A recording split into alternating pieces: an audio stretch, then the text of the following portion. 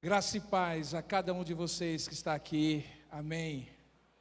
Também a todos que estão assistindo, inclusive a minha esposa, que acabou de mandar uma mensagenzinha para mim, dizendo assim, quantas emoções, não é? E de fato, quantas emoções. Eu quero agradecer o convite, esse convite é muito honroso.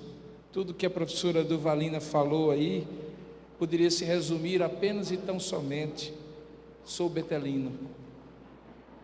Com muita alegria, sou da turma pioneira, cheguei aqui em 1980, tinha pouco mais do que 15 anos de idade. Dona Lídia teve que pedir autorização a meus pais para me receber, porque naquela época eu ainda estava no primeiro ano científico. E naquele prédio agora, que é o seminário, quando eu aqui cheguei, nós estávamos ainda perto do aeroporto. Muitos de vocês, alguns se recordam, outros não têm a mínima ideia de que o Betel já foi ali perto do aeroporto Castro Pintos, no início, quando começamos. E aquele prédio da região de Cruz das Armas era o prédio onde nós íamos todos os sábados para o culto de missões da antiga capela. Lá encontrávamos as betelinas, que nós só olhávamos de longe e orávamos. E Dona Lídia com aquele óculosinho dela pequenininho assim, olha isso. E na grande capela ali de Cruz das Armas ela conseguia ver tudo, absolutamente tudo. É com muita alegria, portanto, que eu quero dizer desse convite que muito me honrou, muito mesmo, muita alegria. Quero agradecer a presidente da instituição, a querida Eva, que foi minha contemporânea também aqui no Betel, a minha querida professora Duvalina, que foi a primeira pessoa que me ensinou a fazer exegese no Evangelho de João. Eu me recordo dela explicando bem direitinho. Tem o seu caderno ainda, já disse a você que vou lhe fazer uma cópia. No princípio era o Verbo estava com Deus e o Verbo era Deus. E aí ela falava sobre o Logos, e como o Logos se fez carne e habitou entre nós. Louvado seja Deus. Portanto, é uma grande alegria, queridos, estar aqui. Quero agradecer o convite que foi feito, quero agradecer aos queridos colegas, pastor Edmundo que está ali, foi meu contemporânea, missionária Ana também que está ali, tantos queridos amigos, reverendo Sérgio que é professor da casa, em nome de quem eu saúdo todos os professores e também todos os pastores aqui presentes. No dia 28 de outubro de 1636, foi fundada a mais antiga universidade dos Estados Unidos, por puritanos que fugiram da perseguição religiosa nas Ilhas Britânicas. Naquela data, exatamente 28 de outubro de 1636, Harvard foi fundada como uma escola de preparação de obreiros. Foi para isso que ela foi fundada, quando ainda era chamado de um college, New College. E só depois que recebeu uma doação de John Harvard em 1692, recebeu esse nome, que hoje é conhecida como a universidade de maior prestígio de todo o mundo. O que tem a Universidade Harvard a ver com o Betel brasileiro? Talvez você pense absolutamente nada. São duas instituições diferentes, e são. Começaram, no entanto, muito semelhantes. Assim como esta, Harvard também começou como uma instituição que preparava obreiros para as igrejas do Novo Mundo. Era esta a missão de Harvard. Até que o iluminismo do século XIX soprou seu vento gélido sobre a Europa e depois sobre os Estados Unidos. E aquele brasão da Universidade de Harvard, que tinha como seu acróstico Veritas Christo et Ecclesia, ou seja, verdade para Cristo e para a igreja, lhe foi tirado Cristo e lhe foi tirado Eclesia.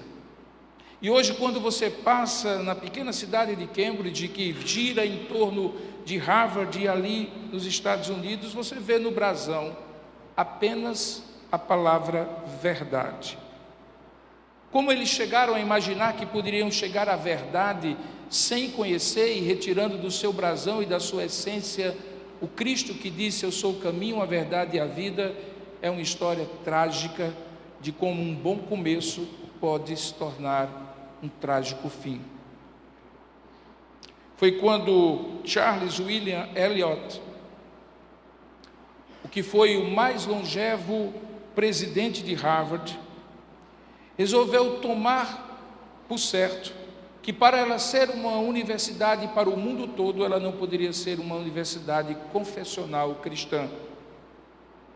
Daquele lugar que já saiu mais de 200 bilionários, 8 dos presidentes dos Estados Unidos, 24 chefes de Estado em todos os lugares do mundo e 31 chefes de governo, nada mais nada menos do que 46 campeões olímpicos e 160 ganhadores do prêmio Nobel, hoje não forma mais obreiros para a obra do Senhor. Em 2020, Harvard chegou ao fundo do poço, apesar de ter o maior fundo de endowment para financiar bolsas e projetos de todas as universidades superiores do mundo ocidental, 52 bilhões de dólares. Mas ela chegou ao fim do poço, porque em 2021, elegeu como capelão-chefe da instituição um homem chamado Greg Epstein, cuja obra principal teve como título Ser Bom Sem Deus, o que bilhões de pessoas sem religião acreditam. Aquele homem é o capelão-chefe, que lidera 40 capelães em Harvard, e ele é ateu.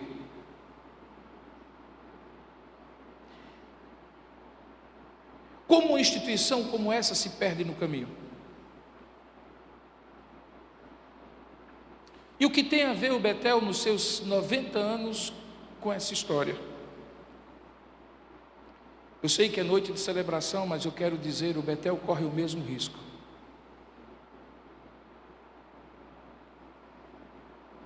Assim como corre o risco o Mackenzie, onde eu sirvo como chanceler, e onde também há 155 anos, o casal Chamberlain começou com o lema de consagrar aquela instituição às ciências divinas e às ciências humanas. É porque todas as instituições confessionais, fruto do labor missionário educacional de irmãos dos Estados Unidos e da Europa, chegaram ao nosso país para educar com princípios cristãos, mas começar bem não é garantia de terminar bem. Se é verdade que cristãos são advertidos pela palavra de Deus quando diz: aquele que pensa estar em pé, veja que não caia, porque não seria verdade pensar a mesma coisa sobre igrejas e instituições cristãs. A nossa igreja mãe, a Igreja Presbiteriana dos Estados Unidos da América, hoje precisa ser evangelizada pela sua filha, a Igreja Presbiteriana do Brasil.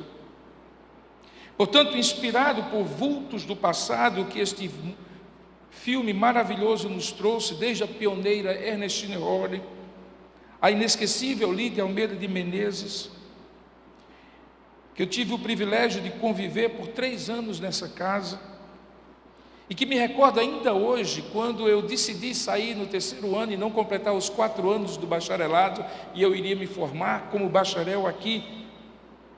Ela tomou o telefone nas mãos, naquela época em que ligação telefônica não era muito barata, ligou para o Dr. Paul Pearson, que na época era o deão do Fuller Theological Seminary, pedindo uma bolsa de mestrado e propondo a mim que ficasse. Mas Deus tinha outros propósitos. Voltei depois como professor. Essa inesquecível irmã inspira ainda hoje muita coisa que eu carrego aos 60 anos de idade, desde que cheguei com 15 anos.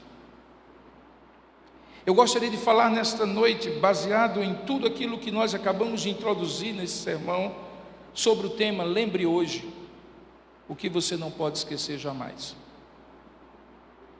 E aqui eu me dirijo a você, estudante do Betel, lembre hoje, o que você não pode esquecer jamais.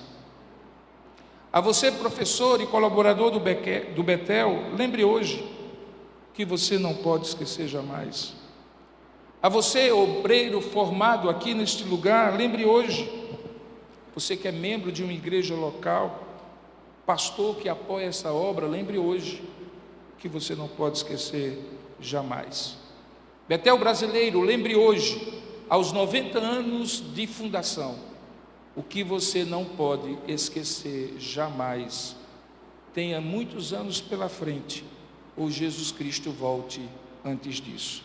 Para tanto, eu gostaria de meditar sobre esse tema, lembre hoje, o que você não pode esquecer jamais, à luz do texto de Deuteronômio, capítulo 8, a partir do verso 1. Eu escolhi uma versão não muito conhecida, e vou ler esse texto, e você pode acompanhar na sua, porque na tradução dela, ela me favorece naquilo que eu vou enfatizar.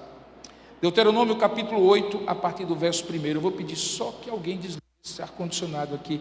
Eu estou com uma limitação de voz aqui por conta de uma rouquidão. Se alguém puder só desligar esse ar-condicionado aqui, eu agradeço, porque está vindo um vento bem frio aqui, eu já começo a ficar um pouquinho rouco. Diz assim a palavra de Deus, Deuteronômio capítulo 8. Ponham em prática os mandamentos que hoje vos dou. Assim poderão viver e crescer, e poderão chegar e tomar posse da terra que o Senhor prometeu aos vossos antepassados. Lembra-te da longa caminhada de 40 anos que o Senhor te obrigou a fazer pelo deserto. Foi para te fazer passar privações e te pôr à prova, para conhecer bem o teu interior e saber se ias cumprir os teus mandamentos ou não. Depois de te fazer passar privações e fome, alimentou-te com o maná que nem tu nem os teus antepassados conheciam. Foi para te mostrar que não é só de pão que o homem vive, mas que pode viver de tudo o que Deus lhe proporcionar com uma palavra sua. Nestes 40 anos, as tuas roupas ainda não envelheceram, nem os teus pés ficaram inchados. É para que fiques bem consciente de que o Senhor teu Deus cuida de ti como um pai cuida do seu filho. Por isso, cumpre os mandamentos do Senhor teu Deus e segue os teus caminhos com todo o respeito por Ele. O Senhor teu Deus vai te conduzir para uma terra maravilhosa, onde há rios, fontes e nascentes que brotam nas planícies e nas montanhas. É terra de trigo e cevada, de vinha, de figueiras e de romãzeiras, terra de muito azeite e de mel. É uma terra onde podes comer à vontade, pois lá não haverá falta de comida. É uma terra onde podes arrancar ferro das suas rochas e cobre das tuas montanhas. Ali comerás até ficares satisfeito, e agradecerás ao Senhor teu Deus pela terra maravilhosa que te deu. Tem cuidado, não te esqueças do Senhor teu Deus, e não deixes de cumprir os seus mandamentos, decretos e leis que hoje te ordeno. Não aconteça que depois de teres comido até ficares satisfeito, de teres construído casas e as terras habitado, de veres aumentados os teus gados e rebanhos, a tua prata e o teu ouro e o que te pertence, não aconteça que depois de tudo isso, o teu coração se envaideça e te esqueças do Senhor teu Deus. Não aconteça que te esqueças do Senhor que te fez sair do Egito, da terra da escravidão, e que te conduziu através do deserto imenso e terrível, cheio de serpentes venenosas e escorpiões, deserto árido e sem água. Foi aí que fez brotar água de uma pedra dura e vos alimentou com o maná que os vossos antepassados não conheciam. Fez-vos passar privações e pôs-vos à prova, mas tudo isso, afinal, era só para vos dar prosperidade no futuro. Vê que não digas, eu é que consegui fazer esta enorme riqueza com a minha força, com as minhas próprias mãos. Lembra-te do Senhor, o teu Deus, porque Ele é que te dará força para ires criando riqueza. É assim que Ele continua ainda hoje a manter de pé a aliança que fez com os vossos antepassados. Mas se algum dia te esqueceres do Senhor, o teu Deus, para ir atrás de outros deuses, e lhes prestares culto e os adorares, garanto-te que serás de certeza destruído, tal como os povos que o Senhor vai fazer desaparecer da vossa frente. E tudo isso acontecerá por não terem ouvido a voz do Senhor, o vosso Deus. Que Deus abençoe a sua palavra lida. Amém. Deus amado e querido Pai, nós rogamos agora a Tua bênção sobre nós. Ilumina a nossa mente, fala ao nosso coração. É o que nós oramos em nome de Jesus. Amém. Queridos, a ênfase desse texto não é fazer apenas uma mera recapitulação histórica, mas fazer uma espécie de arqueologia hermenêutica da história do povo de Deus. Povo que precisava lembrar do que jamais deveria esquecer, daquele momento em que ouvia as palavras do primeiro dos 5 discursos que Moisés proferiu e que constituem o livro de Deuteronômio, e que tem esse nome justamente por causa da Vulgata Latina, que eu chamou de segunda lei. Eu chamo de arqueologia hermenêutica da história a reflexão que qualquer pessoa é convidada, ou qualquer comunidade é convidada, a fazer da sua própria história. É arqueologia porque exige um esforço de buscar no passado algo que se deseja intencionalmente achar. É hermenêutica porque, baseado naquilo que é achado, se produz uma reflexão em busca de significados para o presente e para o futuro. Recordar o passado por recordar é uma tarefa inútil. Alguém já disse que recordar é um retrato do mal em si, porque certamente pensa que recordar é fazer apenas uma alusão a recordações que fazem reviver emoções e que fazem algumas vezes sofrer ou se alegrar. Mas recordar para refletir é fundamental para se constituir e construir presente e futuro. E para recordar, refletir, aprender e edificar, é preciso lembrar de fatos e de palavras. Razão porque esse livro, apesar de ser chamado Deuteronômio, começa com a expressão Elehá Devarim, que significa essas são as palavras. Por isso Moisés as proferiu.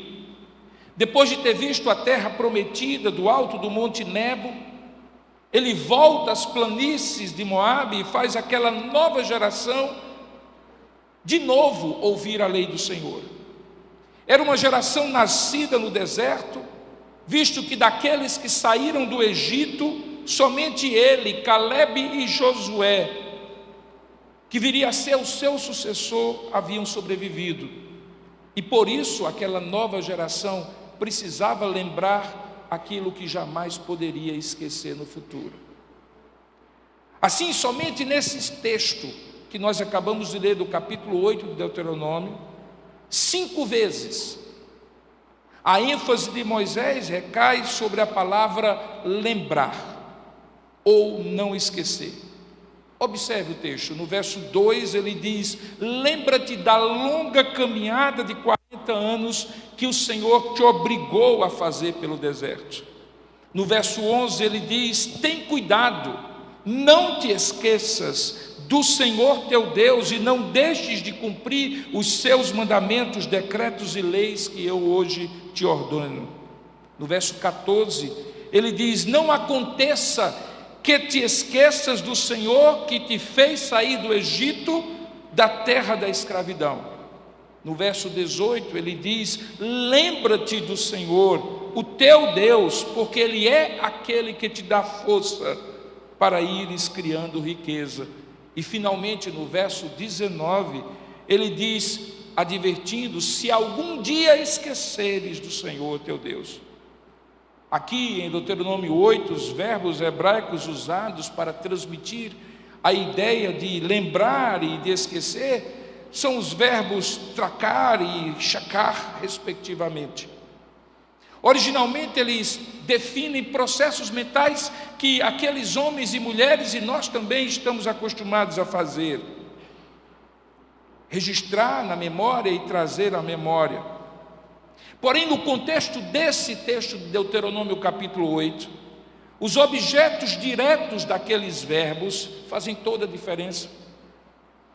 Lembrar não é apenas recordar. Quando se diz que devemos lembrar do Senhor, quando se diz que devemos lembrar da longa jornada de 40 anos no deserto, com Ele à frente do povo. Da mesma forma, esquecer não é apenas esquecer. Quando esquecer, corre-se o risco de descrer, não depender e desobedecer. Portanto, o texto deixa claro que esse tipo de lembrança é fundante, é estruturante, e que esse tipo de esquecimento contra o qual Moisés adverte é fatal para alguém, para um povo e para uma instituição. Porém, o que realmente significa nesse texto lembrar hoje o que não se pode esquecer jamais?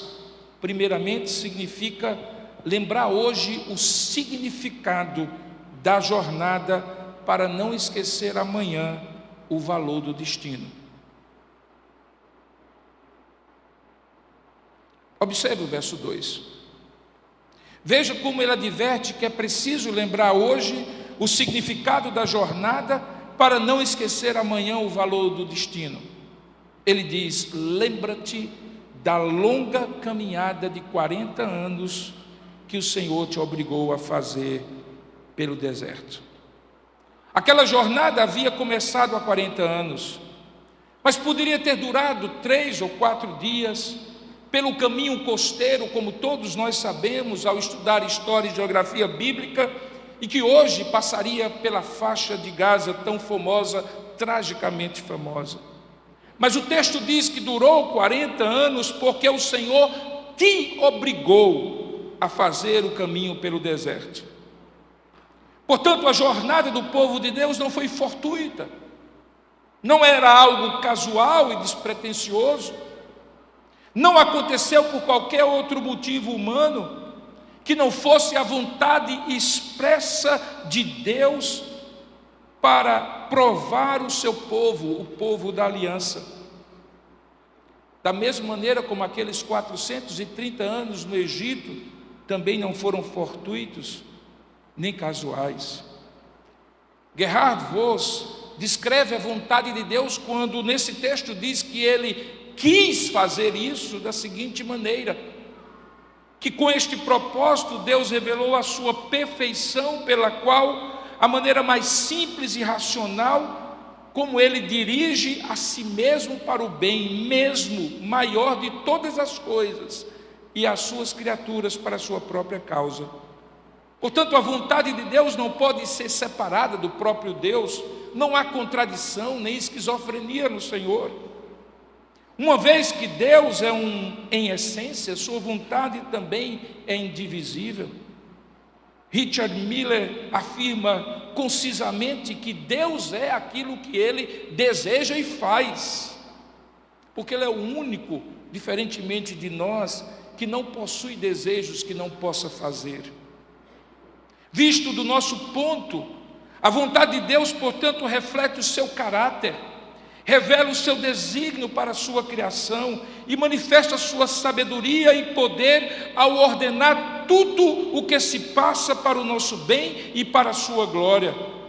O que então revelaria de Deus aquela jornada aparentemente inútil e errante de 40 anos? O texto explica.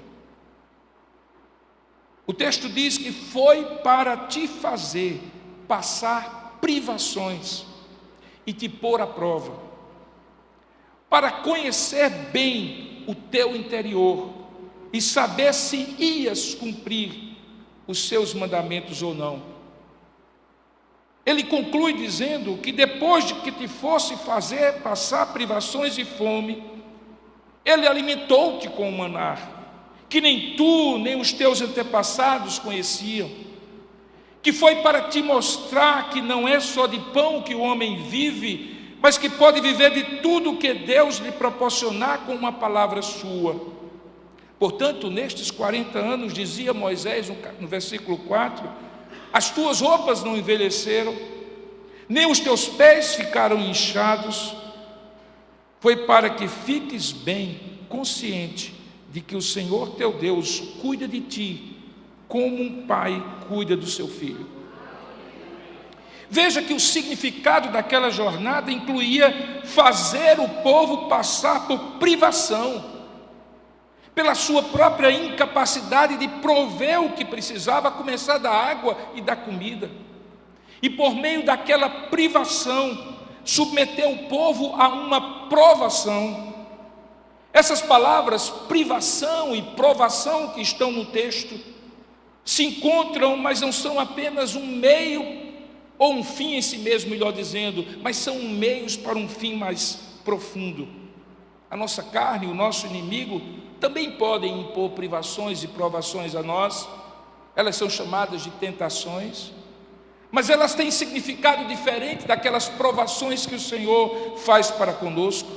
Porquanto, enquanto Deus priva e prova para aprovar, o inimigo priva e tenta para reprovar. Há um aprendizado quando essa privação é compreendida como provação divina. A gente revela naturalmente o nosso interior mais profundo e verdadeiro na falta, mais do que na abundância. Acabamos revelando o quanto estamos realmente comprometidos com a obediência irrestrita e inegociável a Deus. A prova revela o nosso próprio entendimento de quem somos, porque isso, obviamente, Deus já sabe, nós é que precisamos revelar a nós mesmos.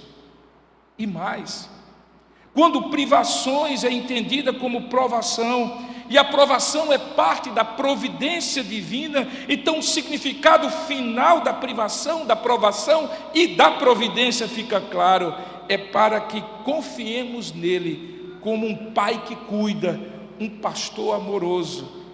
E aí a jornada faz todo sentido e o destino se revela cheio de significados. Por isso o texto faz aqui um contraste maravilhoso entre a privação da jornada e a abundância do destino. Observe o texto. O verso 7 diz: o Senhor teu Deus vai te conduzir para uma terra maravilhosa. Isso era destino, não era jornada. Lá haveria rios, fontes e nascentes que brotam nas planícies e montanhas. A promessa é que não faltaria trigo, nem cevada, nem vinho, nem figueiras, nem romãzeiras, terra de muito azeite e de muito mel. E ao contrário da escassez do deserto, é dito, é uma terra onde podes comer à vontade, pois não haverá falta de comida. É uma terra onde podes até arrancar ferro da rocha e cobre das montanhas, e ali tu comerás até ficares satisfeito, e agradecerás ao Senhor teu Deus pela terra maravilhosa que te deu. Isso é destino, mas enquanto a jornada acontecia, ela tinha que aprender e ensinar o significado mais profundo. Veja que o aprendizado do significado da jornada produz satisfação e gratidão, porque enquanto facilidade produz flacidez, dificuldades forjam o caráter do homem e da mulher de Deus. Cristo em nós, a esperança da glória. Não é esse um dos nossos temas? Ele é forjado pela privação e pela provação, não pela facilidade, porque precisamos, durante a jornada, não esquecer o significado da jornada para poder usufruir o benefício do destino. Segundo, é preciso lembrar hoje quem é o guia dessa jornada, para não esquecer amanhã o valor da sua presença. Observe o verso 11, diz assim: tenha cuidado, não te esqueças do Senhor teu Deus e não deixes de cumprir os seus mandamentos, decretos e leis que hoje eu te ordeno. Observe que logo após a advertência para que eles lembrassem da jornada, o texto fecha o foco no guia da jornada. E todas as referências de lembrar ou de não esquecer depois disso são focadas especialmente no Senhor e não em algo. É o Senhor Deus que é o guia da jornada. No verso 11, depois da advertência sobre o risco, tem cuidado. Deus e a sua lei é quem manifesta qual é a sua vontade. Ele diz: não te esqueças do Senhor teu Deus e não deixes de ouvir e cumprir os seus mandamentos, decretos e leis que eu hoje te ordeno. Curiosamente, o texto sagrado diz que esse risco acontece mais quando justamente nós estamos próximos do destino e nos esquecemos da presença daquele que nos guiou desde o início. Não aconteça, diz o texto no verso 12, que depois de teres comido até ficares satisfeito, de teres construído casas e teres habitado nelas, de teres aumentado os teus gados e rebanhos, a tua prata e o teu ouro que te pertence, não esqueça e não aconteça que esqueças do Senhor. Mas não foi exatamente isso que aconteceu com aquele povo? Quando depois de conquistar parte da terra prometida, os israelitas relaxaram, cada um foi cuidar da sua vida, enquanto havia ainda muita terra a conquistar. Não foram os povos não expulsos que posteriormente guerrearam contra Israel, não apenas com armas e cavalos, mas também com costumes, valores e crenças contrárias à lei de Deus? Não foi quando ele deveria ter ido à batalha que Davi ficou no palácio e caiu em pecado com Batseba? Não foi quando a igreja de Cristo deixou as catacumbas de Roma, tornou-se religião oficial do império, que se prostituiu e precisou ser reformada? Não é hoje que somos quase 50% da população desse país, alguns estados já somos mais da maioria. Não é hoje que temos senadores, deputados, governadores e denominações com grande pujança econômica e presença avassaladora na mídia, que constatamos que hoje, na semana da reforma, estamos ainda precisando ser reformados? É porque tudo que é fácil lembrar é mais fácil esquecer.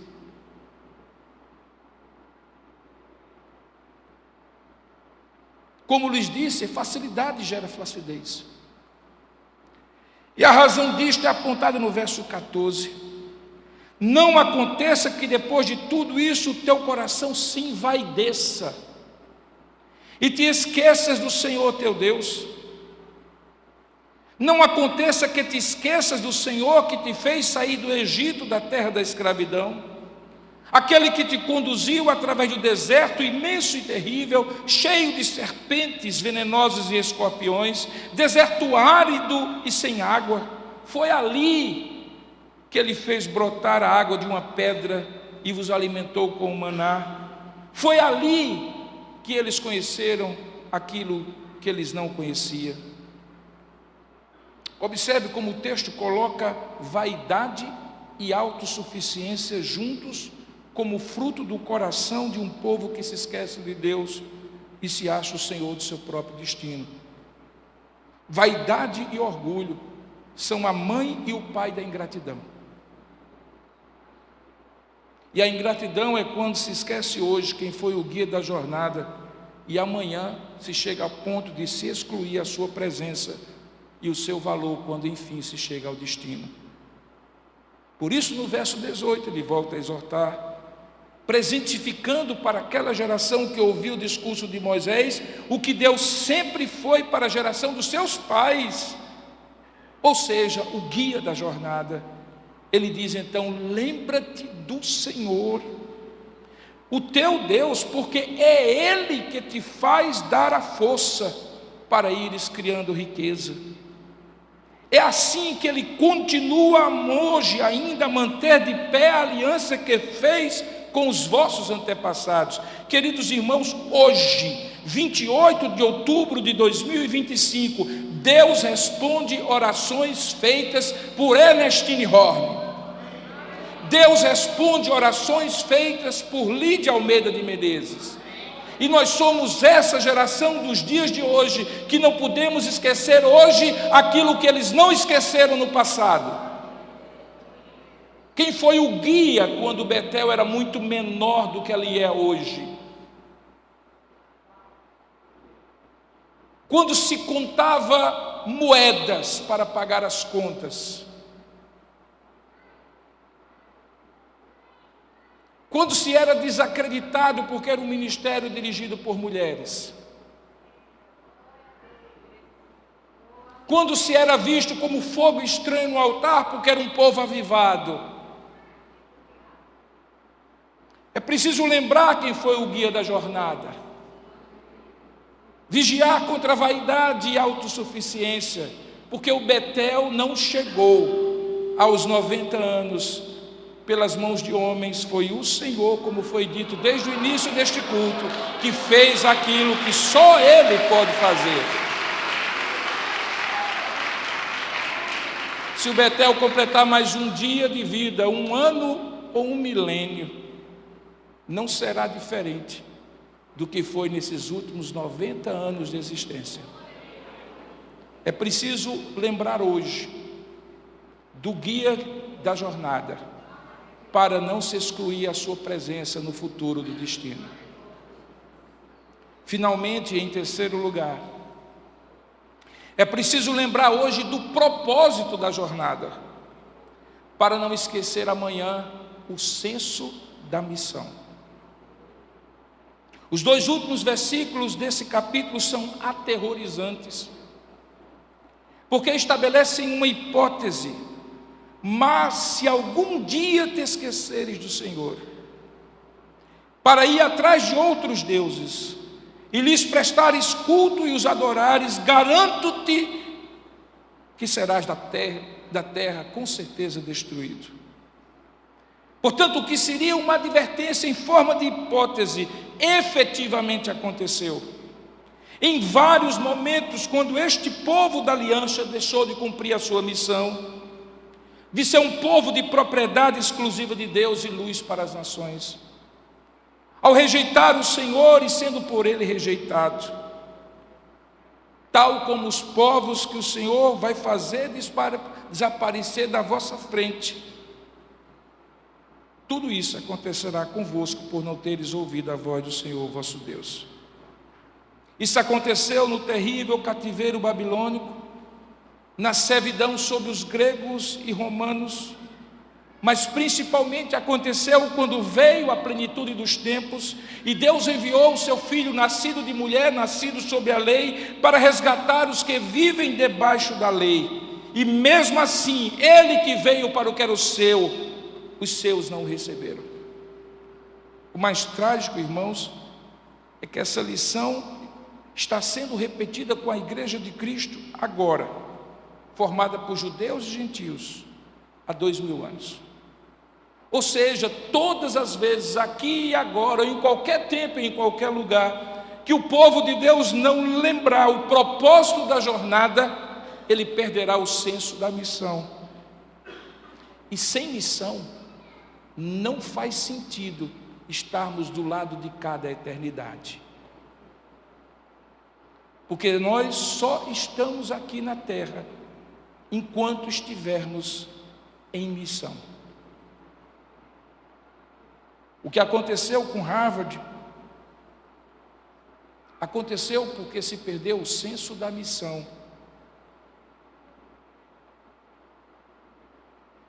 Por isso eu quero deixar 3 conselhos práticos e concluir a minha fala com a liberdade de quem é e tem muito orgulho de se dizer betelino. Primeiro, Betel brasileiro. Nunca esqueça da jornada de ensino e de preparação de obreiros. Foi para isso que o Betel nasceu.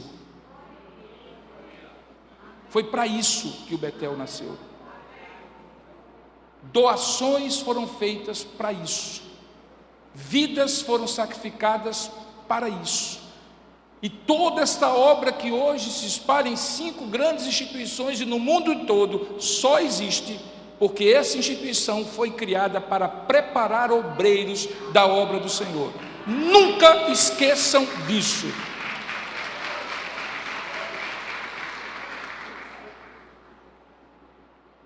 Algo em comum em instituições como Harvard que se perderam na jornada é quando o foco de preparar obreiros para a obra de Deus foi substituída por outras atividades mais lucrativas ou supostamente mais estratégicas. Cada obreiro preparado no Betel é a certeza de uma jornada que se perpetuará até a volta de Jesus, e que essa instituição nunca terá condição de avaliar até onde ela foi quando pisar os pés um betelino em qualquer canto dessa terra.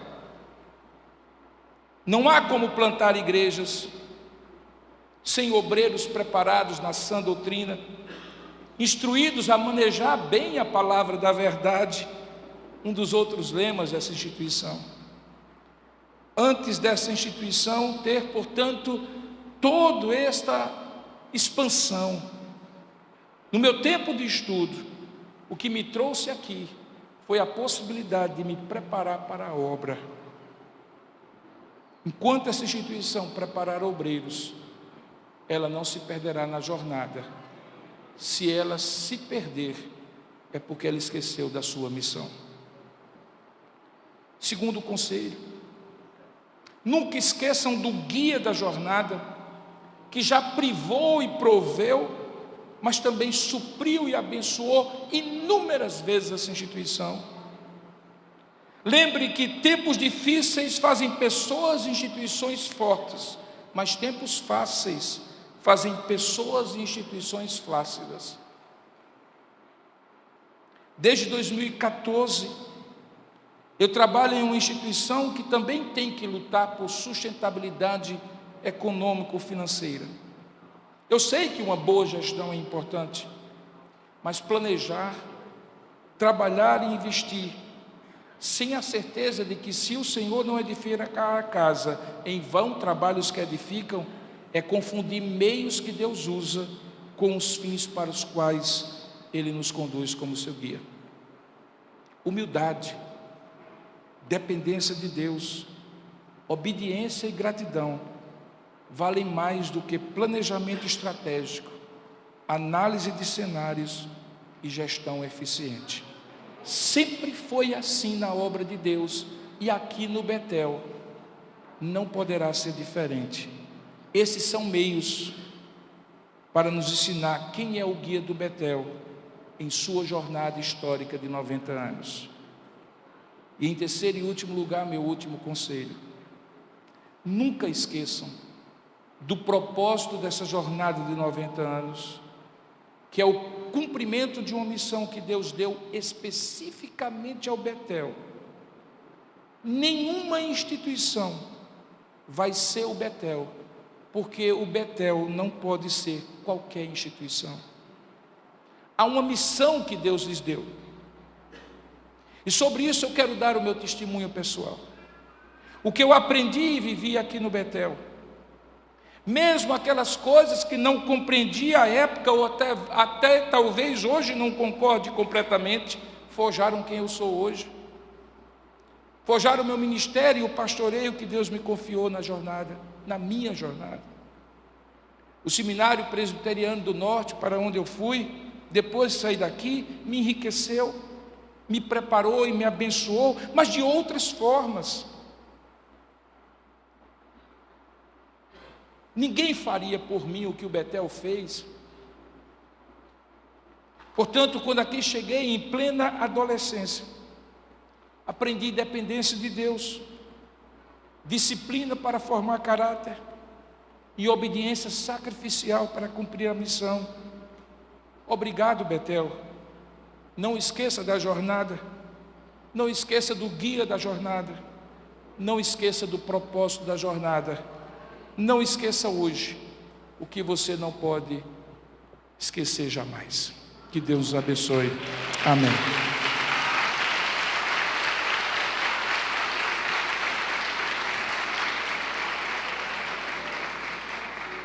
Eu gostaria de orar pelo Betel. Eu não sei se ainda hoje existe, eu espero que sim. Mas nós acordávamos às 5 horas da manhã para orar pelos mantenedores e pela casa. Era assim que se chamava. Tem hoje isso aqui ainda? É às 5 mesmo?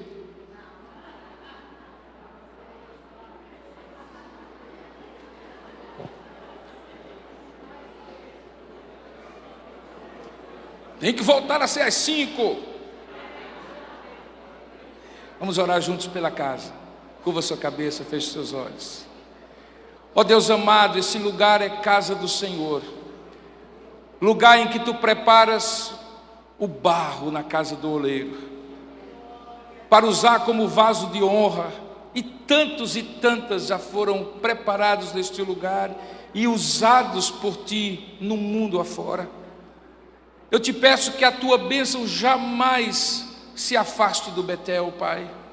Que a Tua mão venha sobre esta casa em pequenos detalhes e em grandes projetos. Que eles lembrem de Ti e lembrem da jornada. Que eles lembrem do Senhor como guia da jornada e o propósito da missão. Que eles sejam dependentes de Ti, gratos a Ti, ó Pai.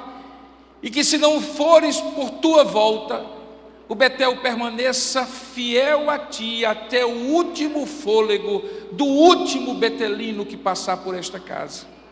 Peço que o Senhor venha prover o pão, mas também dar sabedoria para a direção. Peço que o Senhor venha trazer homens e mulheres. Peço que aqui chegando eles sejam preparados e forjados como obreiros da Seara Santa.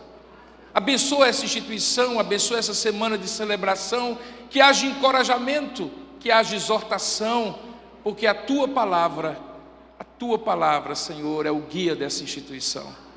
Oramos assim e Te pedimos a Tua bênção, gratos por esses 90 anos, por todos que já passaram, pelos que estão e pelos que virão, em nome e para a glória do Senhor Jesus. Amém e amém.